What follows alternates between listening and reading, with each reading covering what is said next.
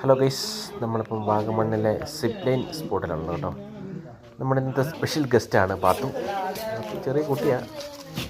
പാത്തു ഒന്ന് zip line ചെയ്തിട്ടേ ഉള്ളെന്ന കുറച്ച് ആത്മവിശ്വാസത്തോടു കൂടിയാണ് പാത്തുള്ളത്. പാത്തു സൂപ്പറാണ് കേട്ടോ. പാത്തു ഭയങ്കര ടാലൻറ്റഡ്, അതിനേക്കാളും വലിയ ധൈര്യശാലിയാണ് കേട്ടോ. നമ്മുടെ ഇന്ന് നമുക്ക് 4 പേരായിട്ടാണ് ഗസ്റ്റായിട്ടുള്ളത്. അത് 2 പേര് കോമ്പായിട്ട് പോകുന്നു. അതിമനോഹരമായ സിപ്പ് ലൈൻ സ്പോട്ടാണ്. മനോഹരമായിട്ടുള്ള സിപ്പ് ലൈൻ സ്പോട്ടാണ്. 2 സ്ഥലത്തേക്ക് പോയിട്ട് കൊടുഞ്ചേരി